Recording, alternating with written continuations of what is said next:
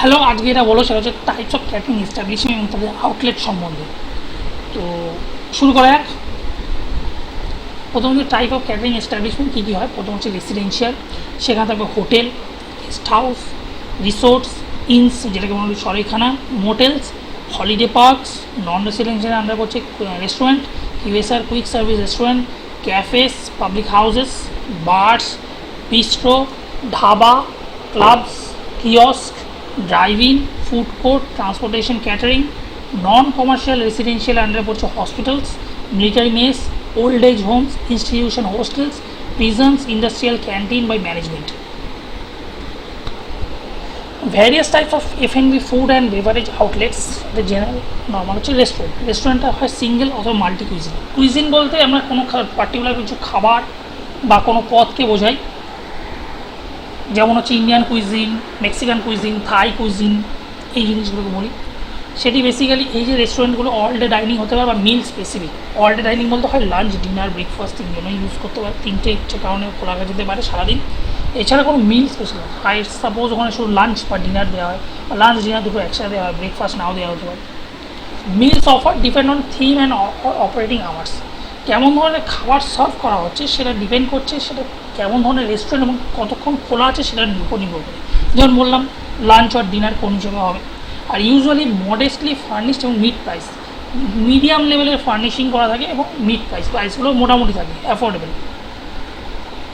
Speciality restaurant depend করছে একটা particular specific cuisine বা খাবারের ক্ষেত্রে, বা কোনো থিমের উপর, ডেকোরেশন বা অ্যাম্বিয়েন্স, যেটি ফুড অ্যান্ড বেভারেজের ইউনিফর্মস অথবা স্টাইলস অফ সার্ভিসের উপর নির্ভর করে। কেমন হতে হবে, যেমন হচ্ছে Chinese, Japanese, Thai, Italian, Middle Eastern, sea food, vegetarian প্রভৃতি। মিলসটা যেটা স্পেসিফিক হয় এবং খুব এক্সপেন্সিভ হয়। কফি শপ বেসিক্যালি হোটেলের সাথে অ্যাটাচ থাকে, বা হোটেলের একটা আউটলেট হতে পারে। এছাড়া এয়ারপোর্টের নিকটবর্তী স্থান হতে পারবে, এয়ারপোর্টের সাথে অ্যাটাচ থাকতে পারে। এটা বেসিক্যালি 24 ঘন্টা খোলা থাকে। কিছু আবার কফি শপ আছে 20 ঘন্টা খোলা থাকে, বাট ম্যাক্সিমাম ক্ষেত্রে 24 ঘন্টা খোলা থাকে। এখানে basically all day dining menu, যেটা আমরা 24 ঘন্টা থেকে বুঝতে পারছি। স্ন্যাক্স, বেভারেজ পাওয়া যায়, তার সাথে 3 টাইমের মেজর মিল যেগুলো আছে, লাঞ্চ, ব্রেকফাস্ট, ডিনার সব পাওয়া যাচ্ছে। এটা ইনফর্মাল টাইপ অফ ক্যাটারিংস থাকবে এবং প্রি প্লেটেড থাকে সার্ভিসেস। ব্রিক্সিট, টার্ন ওভার, মিড প্রাইসটা মিড প্রাইস থাকে। তো হচ্ছে বারের ফুল ফর্ম হচ্ছে বেভারেজ অ্যাসোসিয়েটেড রেসিপি। তো বেভারেজ থেকেই মনে হচ্ছে আমরা যেরকম ড্রিঙ্কস বা অ্যালকোহলিক বেভারেজ বা নন অ্যালকোহলিক বেভারেজ সব ধরনের ড্রিঙ্কস পাওয়া যায়, ককটেলস, এবং তার সাথে স্ন্যাক্স বা ফিঙ্গার ফুড পাওয়া যায়। এটি ইন্ডিপেন্ডেন্ট হতে পারে, হোটেলের সাথে যুক্ত হতে পারে। যেমন হচ্ছে হোটেলে পার্টিকুলার আমরা আউটলেট যেমন জানি বার, কিন্তু আলাদা করে শুধুমাত্র বার কেউ করতে পারে, ইন্ডিপেন্ডেন্ট যেটা আমরা বলতে পারি। অপারেটিং আওয়ার্স, ইনভেন্টরি, লোকেশন সব কিছুই নির্ভর করছে কতক্ষণ খোলা থাকবে, কোনখানে কতক্ষণ খোলা থাকবে, সেটা হচ্ছে ইনভেন্টরি মানে কী কী পাওয়া যাচ্ছে, কোথায় আছে এবং কেমন ধরনের ক্লায়েন্টস বা গেস্ট সেখানে আসছে সেটার উপর নির্ভর করবে। এছাড়া গভর্ন বাই দ্য ল, অর্থাৎ যে রাজ্য সরকার সে ঠিক করবে, বা রাজ্য সরকার বা আমাদের দেশের যে সরকার সে বলে কতক্ষণ বারটা খোলা থাকবে। কিছু থিংসও বারে হয়, যেমন হচ্ছে স্পোর্টস বার্স হচ্ছে বাদিকে একটা ছবি দেখতে পাচ্ছেন নিচের দিকে, ওটা এখানে স্পোর্টস বার বলতে যেখানে বিভিন্ন রকম ইনডোর গেম ওগুলো অ্যাভেলেবেল থাকবে, তার সাথে আপনি ইনডোর গেম খেলতে বিভিন্ন রকম ড্রিঙ্কসের এনজয় করতে পারবেন, ড্রিঙ্কস আর স্ন্যাক্স এই ধরনের থিমসও হতে পারে। এবং হচ্ছে স্পোর্টস বার যেটা বললাম।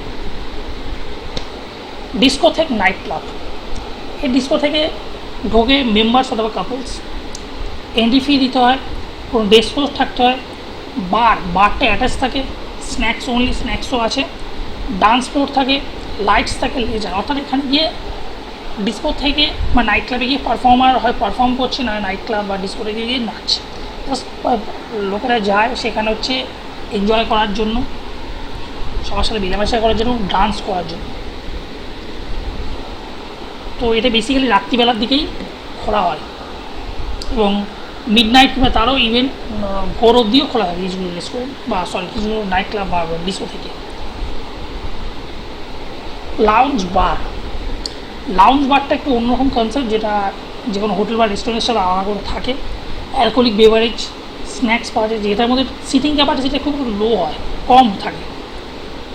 এই একমাত্র পপুলার এটা হচ্ছে মিটিং প্লেসের জন্য, যারা গ্রুপসে আসে, ইনফর্মাল বার্থডে, যেমন যারা রিল্যাক্সড অ্যাটমসফিয়ারে ঘুরতে আসে তাদের জন্য এই জায়গা একদম পারফেক্ট।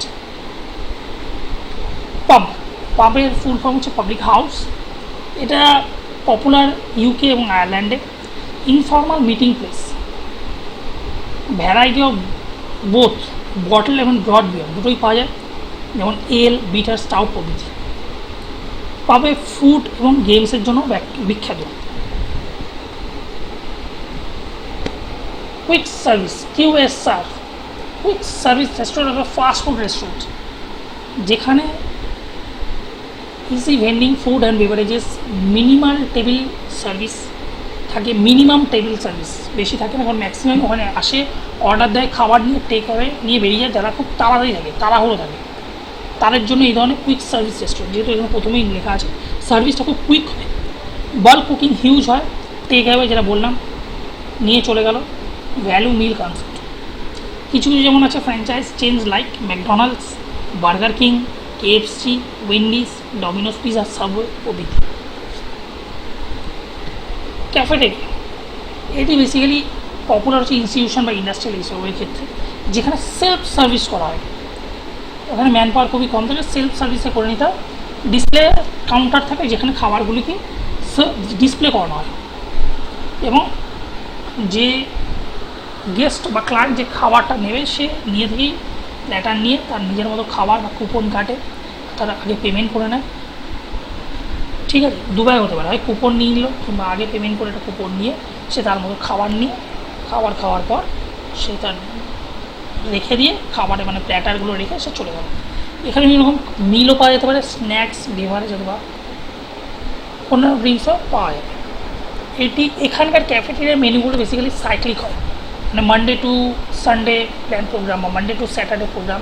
এখানে যেহেতু ইনস্টিটিউশন বা স্কুল ক্যাটারিং এইসবের আন্ডারেই পড়ে এই ক্যাফেটেরিয়া কনসেপ্ট। পুল সাইড বারবিকিউ, পুল সাইড বারবিকিউ বলতে পুল সাইডের কাছাকাছি বা পুল সাইডের নিকটবর্তী যে ড্রিঙ্কস বা যেখানে ফুডিংয়ের বা ক্যাটারিংয়ের বন্দোবস্ত করা হয় তাকে বলা হচ্ছে পুল সাইড বারবিকিউ। যেমন হচ্ছে বিভিন্ন রকম লাঞ্চ বা ডিনার ক্ষেত্রে ইউজ করা হয়, যেগুলো মিটস, সি ফুড এবং ভেজিটেবলস ইউজ করা, এগুলোর ক্ষেত্রে অ্যাপেটাইজার, স্যালাড, বেভারেজও সার্ভ করা হচ্ছে, যেমন বিয়ার, ওয়াইন এক্সেট্রা। পুল সাইডের কাছাকাছি যে একটা পার্টি বা রিল্যাক্সেশনের জন্য যে অর্গানাইজ করা হচ্ছে সেই জিনিসটা আমরা বলছি পুল সাইড বারবিকিউ। ব্যাঙ্কোয়েটস হচ্ছে হোটেলের একটি অন্যতম হাই রেভিনিউ জেনারেটিং আউটলেটস। তো এখানে ম্যাক্সিমাম হিউজ এরিয়া থাকে, এইগুলো ইউজ করা হয় বিভিন্ন রকম event, weddings, conference, meeting, seminar প্রভৃতি, ইনডোর আউটডোর ক্যাটারিংয়ের জন্য ইউজ করা হয়। আর যেটা বললাম major source of revenue generation of any hotel. Room service অথবা ইন রুম ডাইনিং। রুম সার্ভিসটা কি পার্টিকুলার কোনো গেস্ট রুমে এলো, রুমে এসে অর্ডার করলো, তাকে রুমের মধ্যে যে সার্ভিস বা ফুডিং যেটা দেওয়া হচ্ছে তাকে বলা হচ্ছে ইন রুম ডাইনিং বা রুম সার্ভিস। এখানে ফুড অ্যান্ড বেভারেজ সার্ভিস করা গেস্ট রুমসে, তারা ট্রলি বা ট্রের মাধ্যমে দিতে পারে। সার্ভিসটা 24 আওয়ার্স থাকে, টাইম ডিউরেশন।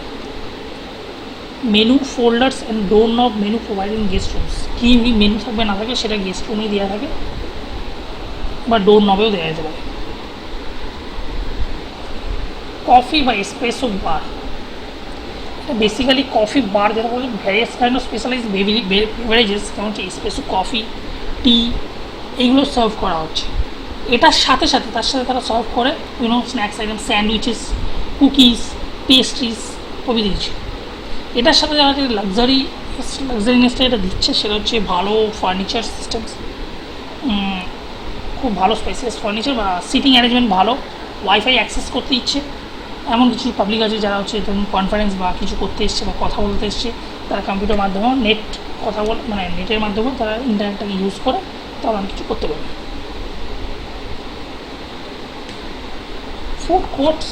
ফুড কোর্টস অনেকটা বেসিক্যালি বিভিন্ন রকম স্টলস থাকবে, যেখানে সার্ভিস কাউন্টার থাকবে, সেখানে মিলস অর্ডার দিলে সেটা প্রাইস নিয়ে তাকে ফুডটা সার্ভ করবে।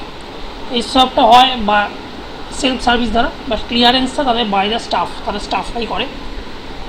এই ফুড কোর্ট আমরা বেসিক্যালি পাওয়া যায় বিভিন্ন shopping malls, airports, train station প্রভৃতি। ভেন্ডিং মেশিন হচ্ছে এক ধরনের একটা মেশিন আমরা দেখতে পাচ্ছি। এখানে বিভিন্ন রকম আইটেম থাকবে, তাই এগুলো প্রাইস দেওয়া থাকবে। তো এটা ডিসপেন্সড কাউন্টার টাইপের থাকবে বা প্রিপ্যাকড অলরেডি হিসেবে রেডি আছে, ফুড হোক বা বেভারেজ হোক। একটা আমরা কয়েন ফেলার জায়গা থাকবে বা পেমেন্ট করার জায়গা থাকবে, যেখানে অটোমেটিক মেশিনে আমরা পেমেন্ট করলে বা কিছু করলে সেই আইটেমটা সিলেক্ট করলে সেটা একটা তলা দিয়ে ওখানে একটা পার্টিকুলার জায়গাতে বেরিয়ে আসবে, আমরা সেটা কিন্তু এটার জন্য কোনো ম্যান পাওয়ার লাগবে না, কোনো কিছু লাগে না, জাস্ট একটা মেশিন ইটসেলফ বা ম্যান পাওয়ার, সে নিজেই কাজ করছে, সে নিজেই সেলিং করছে। ঠিক আছে, এটা বলতে গেলে একটা ফিক্সড কাউন্টার যেখানে কোনো ম্যান পাওয়ার নেই, ওর কাছে অলরেডি আছে, জাস্ট পয়সা দাও, পার্টিকুলার অ্যামাউন্ট দাও এবং তুমি জিনিসটা নাও, এইটুকুই। এটা বেসিক্যালি দেখা যায় বিভিন্ন ইনস্টিটিউশন, বাস বা ট্রেন স্টেশন, এয়ারপোর্ট প্রভৃতি জায়গা। থ্যাংক ইউ, এইটুকুই ছিল। তাও যদি কোনো প্রশ্ন থাকে আমায় করতে পারো, এবং থ্যাংক ইউ ভিডিওটিকে দেখার জন্য।